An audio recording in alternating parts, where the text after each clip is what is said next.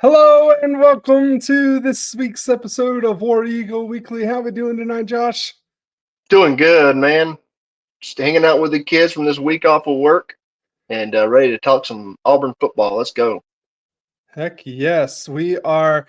We got a lot to talk about tonight, a lot of recruiting news. Last week, we kind of took a break and did a different episode where we drafted the last 10 years worth of players onto individual teams. But tonight, we are back in it, back to the real stuff.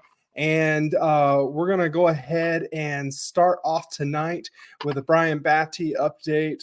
We like to give these updates periodically, but there's been some really good news, really good development so far. Josh, go ahead and let us know what happened. I mean, this is kind of heartbreaking, but at the same time, it's super good news. I mean, his family gave an update stating that Brian is now out of the ICU, which, praise Jesus, seriously, that's awesome news, and that he's already starting to speak and say words. The heartbreaking part is that his two favorite words right now are brother and Tommy. And Tommy, obviously, you guys know, is the one that unfortunately lost his life that night. And but there's a silver lining through all that. He's speaking, he's making progress, and he's just on the right track right now. Very good, very good. As always, there's really never a good transition, and so we just try to do what we can. But we always do want to give these updates about Brian Batty because every one of our prayers, and I'm sure many of our listeners' prayers, are with him and his family. So yes. Tonight we're going to be jumping right into talking about recruiting. We had a big recruiting weekend come up, and we had a lot of players that were already committed to Auburn visiting. Caleb Falk, Devin Williams, Carde Smith, Ryan Gee, and Dante Core were all committed to Auburn, and they visited last weekend, along with a now Auburn commit, Eric Winters. Yes, had a huge commitment there. Had a very good visit, obviously, considering the fact that he went ahead and committed. Talking about him, let's see here. Let me get this up real quick. Here we go. He was quoted as saying, since Hugh Freeze got there, Auburn has been recruiting me hard. Winters told this to On3. He is a big part of why I committed to Auburn. He loves his players. He is a family guy, and we built a great relationship. Coach Freeze is doing big things at Auburn, and he made me feel like a priority and made me feel comfortable. In addition to that, he said, Auburn is the school I visited the most. I have been going there since my freshman year. So this predates Hugh Freeze. And it feels like family. Since Coach Freeze took over, the atmosphere has changed, and I like the feeling when I am there. I was always looking for that comfortable feeling, and I found that at Auburn. I like it, and my family does as well. You know, we joked about this a couple weeks ago. It's always talking about family, man. Family is huge, and I love the fact that Auburn has stuck with the family, shtick for so long. It's not really a shtick anymore. And they're actually selling it and making it a real thing. And these guys, I mean, you get their family on board, they're more likely to get on board. So this is just huge. And with Eric Winters saying that Hugh Freeze is doing big things, I can only imagine something else huge is about to happen here in the coming months. No, I agree completely. And not only that, but we had quite a few other players here. We'll get to the one that everybody wants to talk about here in a second. But starting out, we had Herbert Scroggins, who's a 6'3", 215 three-star edge. Really should be an Auburn lock, right? You would think so. I would hope so, actually. I keep hearing his name in a bunch of different circles that he could be the next to pop. I know he's loving everything about Auburn. His family's loving everything about Auburn.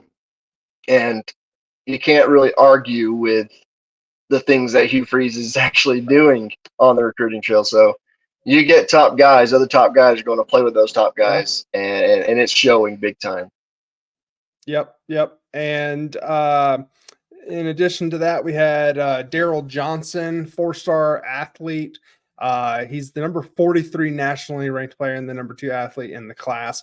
He is committed to Bama. We got any chance with him, Josh? Or it's kind of a lost cause with him usually. I don't think it's a lost cause at all because he's saying a lot of good things about Auburn, and I know Alabama fans are sweating, and they're making it very obvious, especially on X.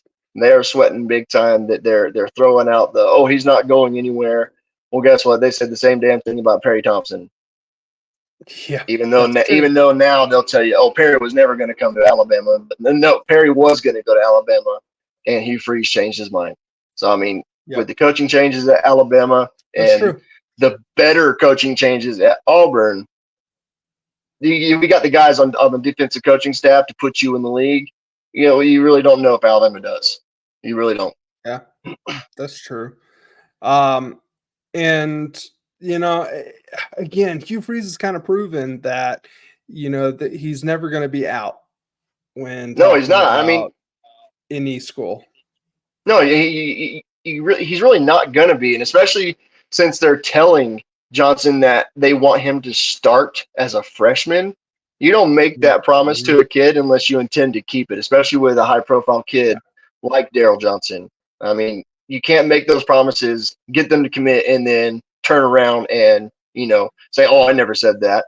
You don't get players like that, and I don't see Hugh Freeze being the kind of coach that would give these kids false hope like that just to get their name on his recruiting list. Right. No, I agree. I agree completely. And Daryl Johnson's listening too. Well, that's good. That's good because, for so long, I know a lot of Auburn faithful have, they see that commit to Bama and they instantly start thinking, well, there goes that commitment. There goes that recruitment. And I guess I have a little bit left of that. I know I make fun of DeBoer a lot, but he's easy to make fun of. I still have that mentality sometimes where I'm just kind of like, well, here we are again. Would you say the same thing about Antonio Coleman? Because he's even said he's thinking about flipping back to Auburn. Out of his mouth, he says it's a possibility. But you can't really consider Coleman as a good example of somebody that's going to stick to his rock hard commitment. I mean, this guy's flipped. He's worse than Cyrus Quanjo. Yeah, exactly. Well, not only that, I know it wasn't this weekend, but back on the 10th, we had Zion Grady was on his official visit as well. And now he is teammates with Eric Winters, and so it makes it very interesting. But he had a lot to say here on his visit. Josh, do you want to let us know what he said here on the visit? Can you see that all right? Yeah, he said my OV in Auburn was great. He has plans to return later in the summer, and he said he was just bonding with the players and coaches. He's been there so many times, and so it's just checking how he fits into what they're doing there. So I'd say our chances are probably about 60-40, 70-30 right now. Yeah, and he's talked about having the opportunity to play early, as well as people that he has a close connections to. So is that like a little bit of a hint with Eric Winters committing, or do you think it really that could was be or it just happened? Man, it's kind of hard whenever you have a teammate, a high-profile teammate, commit to a school you're giving hard consideration to, and not follow him to that school because you already got the chemistry there. You already know how they play, what they like, what they do.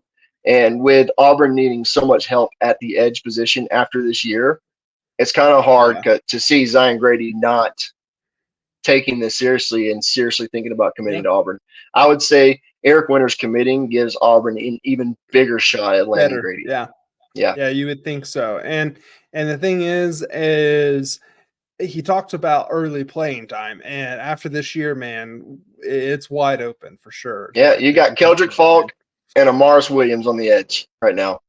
Yep. So after that, it's just Zion Grady would do nothing but help, and he probably knows that, and Freeze is definitely telling him that. Yeah, no, I agree. Outside of Zion Grady, there was another player here this weekend. Who was it, Josh? Shit, you got me. Let's talk about the man, the myth, the legend, JuJu Smith. He is. No, you got it He's wrong. It's everything. not JuJu Smith, Cameron. Oh no. Damn, when dude screwed up his name like you're doing right now, sheesh, bro. He's not coming here now because of you. JuJu Lewis. JuJu Smith is a Smith, toxicity. the Jewish wide Lewis receiver. is the guy that we want. Yeah. We don't want JuJu Smith. I don't know why I instantly thought Smith. I'm a Patriots fan, and so I instantly went there.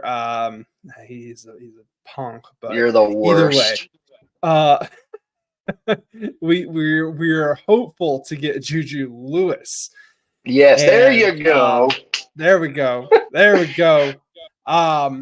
Really, man, this guy, I keep going back to, I don't know if it's what Zach Blackerby and what those guys are saying as Auburn fans not wanting to be let down. I really want this guy. I really want this guy to commit, but at the same time, I'm also like preparing myself for the Florida drop out below. And I feel like he's toying with us. I just really don't know. I know he probably doesn't even know himself. I get the feeling it's basically his dad's decision, but I don't know if it's just his dad's decision because JuJu Lewis, he doesn't give too many interviews. He doesn't say a whole lot. It is always his dad saying stuff, but I see that more as a business decision than letting his dad control his recruitment. We don't have another Ball situation, who whatever Lonzo Ball's daddy's name is. I can't remember his name. So, yeah. I mean, I don't think it's one of those situations. It's just this guy wanting to keep everything close to his vest and letting his dad kind of, string everyone along. Because that's exactly what he's doing. I'm not going to lie. He is stringing USC and Auburn and Colorado and all those other places, especially Indiana. He's stringing everybody along. All I know is USC has got to be sweating bullets right now. There's no way their coaches go to bed at night thinking, yeah, we got this guy locked down. No, the hell you don't. You just don't. And I kind of disagree with that. If I'm Lincoln Riley, I'm feeling pretty good about it. With his track record at the quarterback position, I'd feel pretty good personally. I mean, you could think that. I don't think that. There's a lot of other people that don't think that. There is something that his dad did say that made me feel cautiously optimistic about Auburn's chances. His dad told On3 that JuJu has been getting a lot of calls and texts from other 5-star players saying, hey, you go here, I'm going there as well. And his dad loves the community and family atmosphere at Auburn. Well, so if it is his dad's decision, he's going to want to keep his son closer to home than California. You would think, but at the same time, when your son is making $1 million his freshman year, I'm pretty sure he can afford to fly his mom and dad out there to California whenever he wants. Hey man, we can match what USC is giving out to. If that is the deciding factor, Auburn can match it. I can guarantee that. Yeah, we should be able to. That's for sure. But I don't know. I feel like, at some point the coaching staff has got to give him got to get him to settle and say, okay, you got to stop this. You got to come out and say, that was Georgia's mistake. And I know that was, and I know they did that, but we have to move on at some point. If we're not going to get this kid, we need to devote not only money, but time that we're giving this kid to what's the other, Eddie Lacy, who is the other person that apparently, if Auburn wants, can get. Eddie Lacy, the running back from Alabama? No, the quarterback. What's his name? Something Lacy. I thought it was Eddie Lacy. It's not Eddie Lacy. Eddie Lacy's fat. I don't think so. You talking about KJ Lacy? KJ Lacy from Texas. I am terrible. I am. Yeah, you're bad. The quarterback from Texas. Holy crap! Yes, the quarterback. Yeah, like there's reports out there saying that Auburn's chances are way better with JuJu than they are with KJ. Really? Oh man. And see, that's the thing, man. We're just putting all of our eggs in this one basket. We can't afford to not have a quarterback in this class. No, we're putting all our eggs into Naeem Offord, which is warranted. He's a generational player. JuJu Lewis is as well, but we don't need as much help at quarterback as we do corner. That's just a fact. It's hard to say as an Auburn fan because we haven't had so much continuity at quarterback. But that is one of the weirdest things I think I've ever heard you say. I'm sorry. That's the truth, bro. It's the truth. We don't need help at quarterback. I said we didn't. Yeah, we need more help at corner than we do quarterback. We got seniors in the defensive back room, Cameron. We got seniors in the DB room. We don't in the quarterback room. We have way more younger depth at quarterback than we do corner. Okay. Valuable or better depth at quarterback. Better talent, should I say. To borrow Stephen A. Smith's phrase, that is the most asinine, S10, S11 thing I've ever heard. That is ridiculous. Hey, bro, it's all about perspective. Begins. It's all about perspective. You look at the ability that we have had on defense for the last 10 years. We saw that in the draft last episode that I took all these defensive players. But look at the talent that we have and the fact that we did not have a quarterback that could capitalize on that talent. It all comes down to the quarterback position and whether or not your team will have success.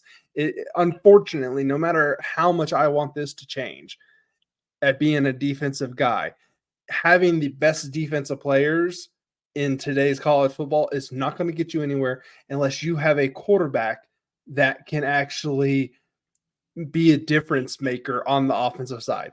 Now, here we go right here. Now is the perfect time to bring up our episode about whether or not Alabama and Georgia provided us the blueprint, and the outcome there was that we didn't need a game-changing quarterback. But you're backpedaling now, bro. I know you're backpedaling. You sound like Hillary Clinton. I'm not backpedaling. I am actually saying I was plugging our episode first off. Second off, I am maintaining the fact that I think JuJu Lewis is that big of a difference maker and should be able to provide us with so much more ability at the quarterback position, and that he is 100% more important than offered. That's what I'm getting at. JuJu Lewis. See, that's just you and I just disagree. We just disagree because I have all the faith in the world in Walker White. I think he's going to take a step this year into next year. Well, we haven't seen JuJu Lewis. Damn it, we've seen Walker White in the Auburn uniform. We haven't seen JuJu Lewis other than this picture. Right, but we've seen our defensive backs, and yes, we have a lot of seniors, but we've seen these defensive backs have success. We've seen them play well. We don't necessarily need offered, is what I'm saying. So I would just disagree with you. Okay, well, I still just cannot believe you're talking to a brick wall, Cameron. Oh my gosh, you're just talking to yourself. Oh my gosh. Seriously, this is the most ridiculous thing I think I've ever heard. I cannot. I can't even process this. I can't even. Well, you better start because I'm full of it. I'm full of all those kind of takes. I'm full of it. Yeah. That's the reason why we also had JuJu come up with the hot takes for our episodes a few weeks ago. Yeah. So it's true, and that's why I drafted the better team. Oh my gosh! You know you did it, and you did it. I did. My offense is going to smoke your defense. Not. Oh. Really? Oh. That defense. Oh, really? No, it's not going to happen, sir. Not going to happen. Moving right along. It's not going to happen. It's not going to happen. Okay. Hey, we'll never friggin' know. It's just on paper. Our listeners, our viewers, they need to go back to that video. Leave a comment. Even in this one, leave a comment whose team was better in the last episode. Okay. Let's it's all about the Nick Marshall KJ backfield, bro, with the best offensive line. That's what it all comes down to. Okay. You know how I am with a running quarterback and an elite running back. So I mean, it's just that's all it is. That's all it is. Again, leave a comment. Cameron, move on. Just move on. You're beating a dead horse here. No. Your team is the dead horse. Okay, moving right along, talking about the players we do have currently. The 247 Sports named the top 100 most impactful freshmen leading into the 2024 season. No surprise here, the first person on Auburn's list is going to be Cam Coleman. I don't think either one of us are going to disagree with that, other than the fact that you don't think he's going to be starting day one. I still don't get I that. don't. I don't. Either way, I'm probably going to be speaking wrong, but that's just my thought. speaking of a player who definitely won't be starting week one, Walker White was on this list, as well as Amaris Williams. Top 100 freshmen in all of college football this year. Impactful. They're not saying, hey, these are the best freshmen that are out there. They're saying that these are the best freshmen that are going to have the most impact. And I don't quite get those correlations with Walker White and Amaris Williams. Hopefully, I'm wrong about Amaris Williams. I think he'll have a Morris. more of a chance. Amaris, I said that. Yes. You said Yeah, I said Amaris. Amaris. I apologize, Amaris. My mistake. Amaris Williams will have the bigger chance to show everyone and have more opportunity than Walker White, I think. But I Sounds like still you're don't rooting for Peyton Thorne, understand. Cameron. Well, That's what no, it I'm sounds not like to rooting. me. Well, okay. If he is our starting quarterback, then yes, I am rooting for him to succeed. It doesn't matter who the starting quarterback is. I'm going to root for him. But before we get to Walker White, they're going to Peyton Thorne. Then they're going to go to the baby goat himself. And then they'll go to Walker White. They're not going to go to Walker White this year. I don't see They it. would. They would. They would go to Walker White the same way Gus Malzahn went to Bo Nix. He beat out Joey Gatewood. That was easy. I'm just saying that Auburn is not afraid to put a freshman in the quarterback. They just think Peyton Thorne is the better option right now. At two different schools at quarterback. That's because Joey Gatewood was overrated. Same with he was on the same level as Kyle Frazier. But you sat here and just went on to say how he chose Bo Nix because he was Bo Nix. I was speaking to as a freshman. If you're using experience as the deciding factor over a freshman, then that was my argument, because they went to Bo Nix as a true freshman over Joey Gatewood, who's been in that system for 1.5 years or 2 years. Well, getting back on topic though. Can these players, are these players here, those three, are they going to be three of the most impactful freshmen in this year's college football? I agree with you. Say Cam Coleman will be. Yeah, I agree with Cam Coleman. I agree with Cam Coleman for sure. Amaris Williams does have the better opportunity at this point to make more of an impact as a freshman. But if Peyton Thorne comes into the season, first 2 or 3 games, and just drops an egg against 3 teams that Auburn should handily defeat, then yeah, Walker White is going to be given the opportunity to make the bigger impact. And I think they go with Hank Brown. I think they go with Hank Brown first. He's shown an ability to be a backup and potentially the starter. Walker White, he's got a long way to go, especially early on in the season. Now, later in the season, that might be something different. Early on in the season, they're going with Hank Brown. Okay. I mean, we can agree to disagree. I just don't think they go to Hank Brown over Walker White. I just don't think it happens. But we can both agree that it's weird for Auburn to have 3 players on that list. It's definitely not something we're used to. And so in that aspect, it is weird. But in looking to the future, I'd hope to see 3+ on this list every single year from now on. Okay, yeah. Okay, I thought I was going to say they're not talking about the future though; they're talking about this year. But I see what you meant. Yeah. No, I can agree there. At this time, I cannot stress enough how important it is for our viewers to subscribe and click the notification bell for our content, because it is just getting hot and hotter every week, not only on YouTube, but also on TikTok as well, Josh, where your videos talking about the cardiac cats and the 2010 Auburn team and the close games they had, that series blew up. It sure as shit did, and it was cool to see. I didn't expect 3 of those videos to have 20,000+ views. That's for sure. It's just cool to see our content actually being viewed. That's the cool part.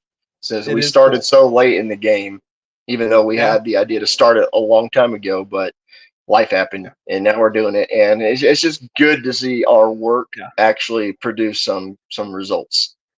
But the thing is, and we want to tell everybody again, we're just 2 Auburn fans, and sometimes 3 with our brother Brandon whenever he likes to join us. We're Auburn fans talking about Auburn. We're doing this because we want to talk about it and we want to showcase this stuff, and this is stuff that we would be doing even if we didn't have this show and this when we're not on video, we're not on camera, we're texting each other daily about Auburn. It just happens constantly, so why not put it in video form? Right. And if some people can get some enjoyment out of it, then awesome. But you're not going to get that enjoyment if you're not clicking subscribe and if you're not clicking that notification bell. So there's our shameless self-plug among the other 3 times that I've plugged different episodes. Hey, you got to do what you got to do. Right. So our next topic, though, Josh, is can Auburn have the top wide receiver room in the SEC this year?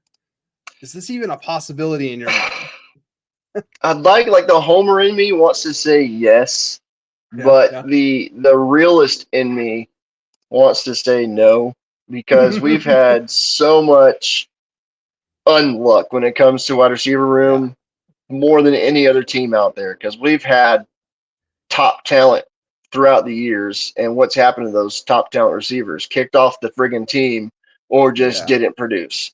So, I mean, I want to say yes. I would love to say yes. Right now, I'm going to say no. You know, I'm kind of in the same realm. Initially, you know, when I posed this question to us, and as I typed it out, I was like, hell yeah. I was like, we have all this talent. We got Cam Coleman, who is going to light it up. He's going to be one of those impactful freshmen we just talked about.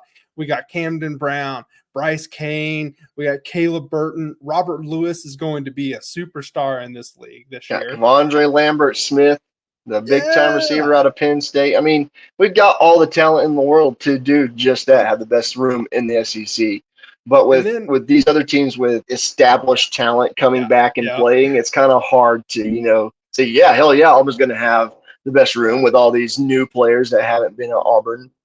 So, I mean, I did research for this question. I did research for this question and saw, okay, so Texas has Isaiah Bond.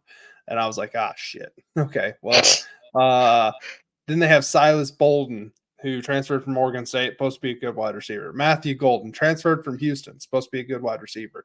But Steve Sarkisian, we talked about it in our own episodes, that Steve Sarkisian takes these wide receivers and makes them superstars. So if he wants those guys, they got to be good. And he turned very good receivers last year into draft picks. So you got to think that they're going to be one of the top ones as well. So, okay. Yeah. Then you go and look at Ole Miss, and this is the one where I was just like, okay, well. Those are the 2 teams I was going to say would probably have the best receiving room, was Texas and Ole Miss. Yeah. So you got Trey Harris, Jordan Watkins, Aden Williams, who's a promising underclassman, Juice Wells, who transferred from South Carolina, who was having a fantastic 2022 season whenever he got hurt. And then the number 1 JUCO wide receiver in Deion Smith. Say what you will about Kirby Smart, man, but he puts together some wide receiver rooms. But he also had oh my gosh, now his name just escapes, is our offensive coordinator, Derek Nix. Thank you. He also had Derek Nix to bring these players in and to manage these players. So, you know, a lot of it's coaching and a lot of it gonna, you know, Kirby Smart, freaking A, man. Holy crap, dude. I'm not helping you on this one. He's gonna get a lot of credit. Man, Lane Kiffin. It's Lane Kiffin is gonna get. Oh my goodness, Kirby Smart earlier you as did. well. I did. You did. I was like, where is he going with this? Lane Kiffin is going to get a lot of credit because of his ability to tweet a lot more than other coaches and to be in the limelight. He does have that ability. But let's see if his position coach and his offensive coordinator can get the most out of these wide receivers, kind of like how Derek Nix was. So I'm interested to see there. But then once you move past Ole Miss, even Missouri, LSU, and Oklahoma's wide receiver rooms are scary. Missouri, Luther Burton, who arguably is going to be the best wide receiver in the country this year. He had a phenomenal year for Missouri last year. He's going to have a returning quarterback. And so, if Missouri can keep up some of their momentum, you got that. He only dropped 4 passes last year when I was doing research for this. 4 passes out of like 94 catches. I mean, that's what you want. Theo Weiss Jr., who was a former 5-star from Oklahoma, Mookie Cooper, Marcus Johnson, Marcus Johnson had 7 catches go for more than 25 yards last year. So he's their home run threat. So even their wide receiver room looks a little intimidating compared to Auburn's. Again, all unproven talent. LSU has Karen Lacey, CJ Daniels, who transferred from Liberty, Chris Hilton, Aaron Anderson, who transferred from Bama, and 2023 5-star wide receiver Shelton Sampson Jr. as well. Oklahoma has a couple of people that, I'm not going to, bore people with, but Oklahoma's going to finish barely over 500. Who cares? These are all teams that, after you really put the Barner back behind the doors, if you will, you got to have these guys are the more poised wide receiver rooms to be the best in the SEC. But I really hope Auburn's receivers do something. Cam Coleman and Keandre Lambert-Smith, I just feel like there might be something there, along with Robert Lewis as your slot player. I think we can have a lot of success with these guys. I would hope so. I would hope so, and I hope to see Camden Brown thrown in the mix a lot more as well. Yeah, you and I both are big Camden Brown fans. I, of course, was a bigger fan than you were going into the year and talking about how much he was definitely staying at Auburn, and then he backed me up on that. He's like, "Hey, I got you, Cameron. I got you." So, of course, Camden Brown. We hope that he has a big year, but unfortunately, there's just no proof in that pudding. Unfortunately, yep. So. We talk about a lot how our episodes are going to be a little short, and we're always going to be, not being able to talk for our full 45 minutes. We just get going. But the thing is, we're at 32 minutes now. I think tonight we might actually have a sub 40-minute episode, possibly. We could, depending on how passionate you want to be about this next topic. Here we go. And this is the thing, our viewers, they need to know, I am very petty when it comes to anything, specifically Auburn. And in the past, I've gotten to talk about Aden Hollaway because he doesn't know how to shut his freaking mouth. Go ahead and start telling the people what Aden Hollaway has done so far. Again, Josh. Let's talk about it. He threw Bruce Pearl under the bus, saying he was sold a dream. Went to Bama, got sold a dream because Mark Sears is coming back now, and he's not starting over Mark Sears. And now his dumbass wanted to say that what's his name, Clifford Omori. I can't say his last name at all. Yeah, the dude from Rutgers is the best big man he's ever played with, or the most talented big man he's ever played with, and he played with Janai Broome. Yeah, and Jalen Williams. The whole the Bruce Pearl thing really pissed me off a lot. It really pissed me off, but this pissed me off way more. And I'm gonna really quickly point out to the viewers before I get diving in too deep, just because I'm sick and tired of watching this video about Alabama players and watching these highlights of their practice. But up here at the top of your screen, you just can practice. see over there on the tweet. Janai Broome saw this tweet. Janai Broome saw this quote from Aden Hollaway and retweeted it. So he's definitely taking note, and I guarantee you everyone on the team is also taking note here. But I'm going to stop sharing that screen because I'm sick and tired of seeing those Alabama players. It's just going to come around. It's going to come around and bite them in the butt. I can almost guarantee it. It's just I cannot wait until the Iron Bowl of basketball happens this year. Yeah. And I can't wait for Auburn to come in and shut that little boy down. Can't wait. And who's the oh man, see, and I was about to start talking about who is the low man on the totem pole so he can go out there and hurt Aden Holloway, but I don't Don't condone do that, that. so I Don't do shouldn't. that. Damn, what I is know, wrong I with you know. tonight? I said I'm not going to. Sheesh. I said I'm not going Damn. to, I but I mean, if kind it of want. happens, it happens. Right, right. Dude, but the thing is like I'm sorry, it's just absolutely stupid. I wrote down some stats here because I want to compare Janai Broom with this guy that is apparently the best big man The stats that don't he's even played with. compare. Yeah, he's 6'11, 240, so he's a big dude. Okay, cool. Played 4 years at Rutgers. Okay, 121 games, started 98, averaged a whopping 10.3 points per game, 7.7 rebounds per game, and 1.8 blocks over his career. Now, last year he had the same point production, a little bit better rebounds, 8.3.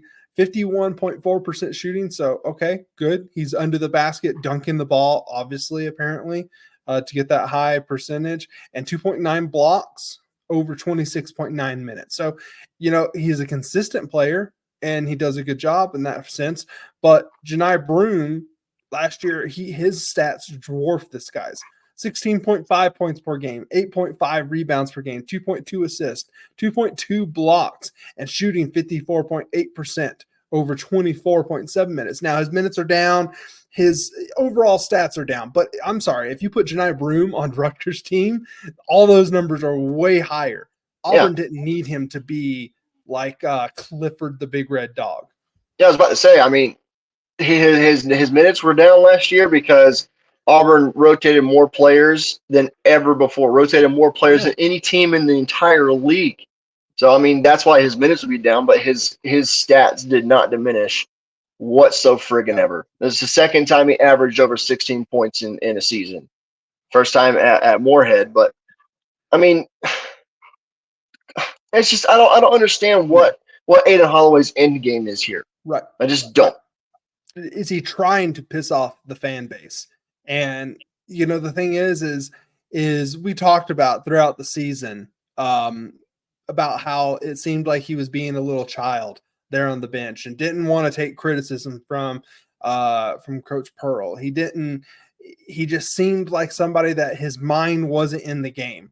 And the more that he opens his mouth now that he's at Alabama, the more I actually think that those things are true. That he just was not, he was like, I'm just phoning it in until the end of the season so I can get the hell up out of here.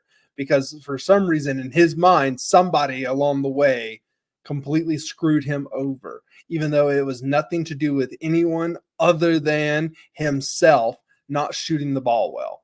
He is Yeah, a product of his own issues. I gave the dummy the benefit of the damn doubt Yeah. throughout the season. I told you, no, it's probably he's just beating himself up and wants to do Mm-hmm. better. But no, the more he's away from Auburn, the longer he's away from Auburn, the more I see like, yeah, he was just a big old crybaby, and you know he's kicking himself in the friggin' butt after saying that what he did about Bruce Pearl, and then a couple months later, Mark Sears is confirmed to come back to Alabama. You know he's got to be kicking himself in the butt because I don't it's think he exactly what is. happened. He was sold a damn dream. Mark Sears, no, it's confirmed. Mark Sears is coming back. He's not entering the draft. Well, no. I understand that, but he's going to be a starter. Aden Holloway will be starting at the point, and Sears will be at the shooting guard, or he'll be No way. starting at shooting guard, and Sears will be at the point. Alabama will find a way to put him on the court. But the thing is I don't think he thinks of anyone other than himself. And when he left Auburn, I seriously wished him well, and I really wanted him to have success. And I truly thought that it was the best thing for him, because he made that decision. But the longer he is away from Auburn, the more I am just so glad that we got rid of this cancer. Yeah, And in all reality, I'm blaming him for the Yale loss. Bottom line, I'm just going to blame him. I could get behind that because he shot for shit in that game. He Yeah, didn't yeah, do a no, he damn truly thing. did.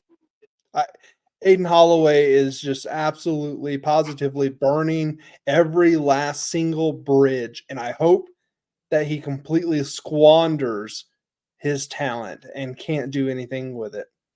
Man, I don't think I'd go that I'm far into hoping, I'm being but effing petty right now, dude. I hope This he is grows up. absolutely ridiculous. I'll say that. I hope he grows up. That's all I'll say on it. Yeah. He just needs to grow up and become a damn man and take accountability for his downfalls and actions. Just like I am. You're not. I'm not.